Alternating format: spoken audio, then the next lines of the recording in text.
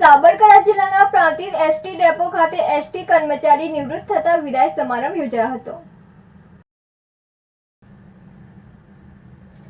સાબરકાંઠા જિલ્લાના Prantij ST depot ખાતે ST કર્મચારી નિવૃત્ત થતા વિદાય સમારોહ યોજાયો હતો। ગુજરાત રાજ્ય વાહન વ્યવહાર નિગમ હિંમતનગર ડિવિઝન સંચાલિત પ્રાંતિજ એસટી ડેપોમાં કંડક્ટર તરીકે ફરજ બજાવતા પ્રાંતિજના બાયની મુવાડી ખાતે રહેતા નરેન્દ્રસિંહ ભૂપતસિંહ ઝાલા વય મર્યાદાના કારણે નિવૃત્ત થતા પ્રાંતિજ એસટી ડેપો ખાતે વિદાય સમારોહ યોજવામાં આવ્યો હતો। તેઓને એસટી ડેપો પરિવાર દ્વારા વિદાય સાથે શુભેચ્છાઓ પાઠવવામાં આવી હતી તો ઉપસ્થિત લોકોએ સ્વચ્છતા અંગેના શપથ લીધા હતા। આ પ્રસંગે પૂર્વ શિક્ષણ મંત્રી જયસિંહ ચૌહાણ, તાલુકા પંચાયત પ્રમુખ પ્રદીપસિંહ રાઠોડ, વિભાગીય નિયામક કેસી પટેલ, મહાવીરસિંહજી રાઠોડ, વિભાગીય પરિવહન નિયામક એમપી પટેલ, તલોદ તાલુકા પંચાયત પૂર્વ પ્રમુખ S K Jhala, Prantij depot manager Ritaben Solanki, Manojbhai Kumbhavat, Mukeshsinh D Jhala, Bayna Muvada sarpanch Ratuba Jhala સહિત સગા સંબંધીઓ, મિત્રો, સમાજના લોકો સહિત ગામના લોકો મોટી સંખ્યામાં ઉપસ્થિત રહ્યા હતા અને વિદાય લઈ રહેલા નરેન્દ્રસિંહ ઝાલાને ફૂલહાર, શ્રીફળ આપી શાલ ઓઢાડી મોમેન્ટો આપી સન્માન કરવામાં આવ્યું હતું।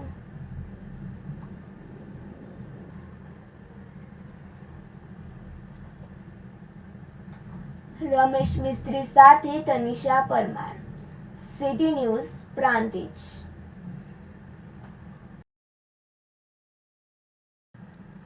તલોદમાં નિર્માણાધીન રેલવે ઓવરબ્રિજ અને સર્વિસ રોડનું કામકાજ ખોરવે ચડ્યું છે। આ મામલે સ્થાનિક સહિત ધારાસભ્ય દ્વારા ઉચ્ચ કક્ષાએ રજૂઆત કરી જલ્દી કામ પૂર્ણ થાય તેવી રજૂઆત કરાઈ છે।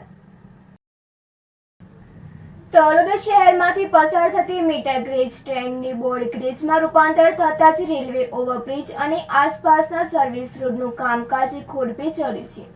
ત્યારે ગુજરાત અર્બન ડેવલપમેન્ટ કંપની દ્વારા તલોદ પાલિકાના લેખિતમાં બંને બાજુ સર્વિસ રોડનું નિર્માણ કરવા આદેશ કર્યો હતો, પરંતુ નગરપાલિકાએ સર્વિસ રોડનું બાંધકામ તેમના નહીં આવતું હોવાનું જાણવા મળતા જીયુડીસી એમની રીતે જ આ રોડ બનાવશે તેવું પણ સામે આવ્યું છે। હવે પાલિકાના સત્તાધીશો એમ કહી રહ્યા છે કે આ service road Gujarat urban development company કામ શરૂ કરશે તેવું જણાવી રહ્યા છે।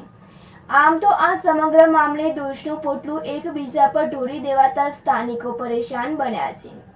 તો વરસાદ પડતા જ આ રસ્તો ખાખડિયાવાળો અને કાદવ કીચડવાળો થતા સ્થાનિકો અને દુકાનદારો પણ પરેશાન બનતા હોય છે। ત્યારે અનેક જગ્યાએ રજૂઆત બાદ સ્થાનિકો અને વેપારીઓએ ધારાસભ્ય ગજેન્દ્રસિંહ પરમારને રજૂઆત કરતા તેઓએ મુખ્યમંત્રી સહિત અનેક જગ્યાએ રજૂઆત કરી છે અને જલ્દીમાં જલ્દી કામ પૂર્ણ થાય તેવી રજૂઆત લેખિતમાં કરી છે। અર્જુન પરમાર સાથે તનિષા પરમાર, સિટી ન્યૂઝ, તલોદ। હવે તલોદ નગરપાલિકા વિસ્તારમાં જે રેલવે ઓવરબ્રિજનું કામ ચાલી રહ્યું છે એમાં સર્વિસ રોડ બરાબર ના હોવાના કારણે મોટાભાગે લોકોને હાલાકી પડી રહી છે। એટલે એ બાબતે આ આખું કામ જે છે એ જીયુડીસી દ્વારા કરવામાં આવે છે અને એજન્સી પણ નક્કી થઈ ગયેલ છે, પરંતુ વરસાદના કારણે વચ્ચે કામ ચાલુ કર્યું હતું પણ કામ વચ્ચે અટકી ગયેલ હતું, પણ ટૂંક જ સમયમાં 2 દિવસમાં આ જે કામ જે છે એ ફરી ચાલુ થઈ જશે અને એવી રીતની ગણતરી છે કે ટૂંક જ સમયમાં એ આખું જે સર્વિસ રોડ જે છે એ એજન્સી આપણા ત્વરિતે બનાવી દેશે। વચ્ચે એક એવા પ્રશ્નો ઉપસ્થિત થયા હતા કે કોણ બનાવશે, પણ એવું કોઈ પ્રશ્ન નથી એ બાબતે। 9/9/2024 આપણને એ જાણ કરવામાં આવી છે કે આ રોડ એજન્સી અને જીયુડીસી જ બનાવશે અને રોડની કાર્યવાહી 2 દિવસમાં ચાલુ થઈ જશે અને કામગીરી ખૂબ જ જલ્દી પૂર્ણ કરવામાં આવશે। પાટણ જિલ્લામાં રાધનપુર તાલુકાના ગોતરકા ગામ ખાતે આવેલ સ્વામીજીની જગ્યાના ગાદીપતિ મહંત શ્રી બાલ યોગેશ્વર દાસ સ્વામી દ્વારા ગૌ માતાને રાજ્ય માતા જાહેર કરવા માંગણી કરવામાં આવી હતી। મહારાષ્ટ્ર સરકારે કરેલી કામગીરીને લઈને ગુજરાતમાં અને અન્ય રાજ્યોમાં કરવા માંગણી કરવામાં આવી હતી। પાટણ જિલ્લાના રાધનપુર તાલુકાના કોતરકા ગામ ખાતે આવેલ ઐતિહાસિક અને પૌરાણિક સ્વામીજીની જગ્યા ખાતે સ્વામીજીની જગ્યાના સંત શ્રી મહંત દ્વારા ગૌ માતાને રાજમાતા જાહેર કરવામાં આવે તેવી માંગણી કરવામાં આવી હતી અને વડાપ્રધાન દ્વારા ગૌ માતાને રાષ્ટ્રીય માતા જાહેર કરે તેવી માંગણી કરવામાં આવી હતી। મહારાજ સરકારે કરેલી કામગીરીને બિરદાવી મહારાજ સરકાર દ્વારા ગૌ માતાને રાજમાતા જાહેર કરવાથી સાધુ સંતોમાં ખુશી જોવા મળી। તેને ધ્યાનમાં રાખી તેમના દ્વારા આજરોજ ગૌ માતાને રાજમાતા જાહેર કરવાની ગુજરાતના મુખ્યમંત્રી પાસે માંગણી કરી સાથે સાથે વડાપ્રધાન શ્રી પાસે ગૌ માતાને રાષ્ટ્રીય માતા જાહેર કરવાની માંગણી કરી અન્ય રાજ્યોમાં પણ ગૌ માતાની રાજમાતા જાહેર કરવામાં આવે। મહારાષ્ટ્ર સરકારે કરેલી જાહેરાતને લઈને તેમને અભિનંદન પણ આપવામાં આવેલ હતા। ભરત સથવારા સાથે તનિષા પરમાર, સિટી ન્યૂઝ, રાધનપુર। आज इस पावन भूभाग्य श्री स्वामी जी गुरु गादी स्थान गोहतरका, जो आसन धाम के नाम से जाना जाता है, इस समय इस गद्दी के गादीपति के रूप में अपने राम को नियुक्ति मिली हुई है। अपने राम का परिचय काशी की धरती से इस पावन धरा पर आकर श्री स्वामी जी के श्री चरणों की सेवा में समर्पित है। आज बड़े ही खुशी का दिन है हम सबों के लिए। जिस गाय माता के लिए मैं इस गुजरात में आज से 2 साल पहले 4 महीना नित्य गांव-गांव जा कर के सेवा किया, और नित्य हम सभी एक ही प्रार्थना करते हैं, गौ माता को राष्ट्र माता घोषित किया जाए, गौ माता को राष्ट्र माता बनाया जाए। पर यह परिकल्पना हमारी बहुत दिनों से अधूरी होती थी। पर कहते हैं ना कि सब्र का फल मीठा होता है। आज देखने को मिला कि पहला राज्य हमारा जो महाराष्ट्र है, उस भाग्य से आज महाराष्ट्र की तपोभूमि से गौ माता को राज्य माता का दर्जा प्राप्त हुआ है। मैं महाराष्ट्र सरकार, मुख्यमंत्री महोदय को अनंत शुभकामनाएं दूंगा।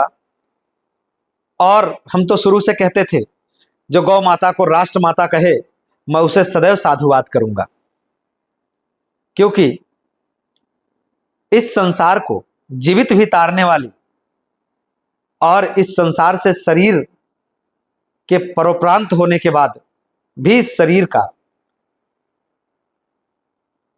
13 दिन तक इनके दूध से भोग लगाने की क्रिया चलती है। हमारे यहाँ 14 रत्नों में से एक रत्न निकली, जिनका नाम था कामधेनु। कामधेनु माता का उदय हुआ। राक्षस और देवताओं में जब युद्ध हुआ कि हम लेंगे और हम लेंगे, तो राक्षसों को नहीं दिया गया। देवताओं ने सोचा हम भी क्या करेंगे, हम तो स्वर्ग के भोगी हैं, तो संतों को दे दिया गया, ऋषियों को दे दिया गया। ऋषियों ने इस परंपरा को बनाई, और आज तक सभी संसार के जितने भी हमारे ऋषि परंपरा से जुड़े हुए सभी लोगों ने नित्य गौ सेवा किया, और अब भी गौ सेवा करते आ रहे हैं। गौ माता को राष्ट्र माता का दर्जा प्राप्त हुआ। अभी राष्ट्र तो नहीं कह सकता, पर राज्य माता का दर्जा प्राप्त हुआ महाराष्ट्र में। पर मैं बहुत जल्दी हर राज्य के मुख्यमंत्री से एक निवेदन तो हम लोग कर नहीं सकते, पर आदेश दे सकते हैं कि यह लोग भी अपने अपने राज्य में गौ माता को राष्ट्र माता का संबोधन करें। पहले अपने अपने राज्य में राज्य माता करें, और अपने यशस्वी प्रधानमंत्री महोदय से भी बहुत एक आदेशानुसार आदेश ही दे सकता हूं कि मुख्यमंत्री महोदय, प्रधानमंत्री महोदय हमारे सनातन धर्म के लिए निरंतर कार्य करते रहे हैं, गौ माता के लिए भी एक छोटी सी पहल करें जिससे गौ माता हमारी राष्ट्र माता हो। मैं गुजरात प्रदेश के मुख्यमंत्री महोदय से कहूंगा कि यह भी इस प्रदेश में जल्द से जल्द राज्य माता का दर्जा दें, उनको भी खूब खूब साधुवाद रहेगा।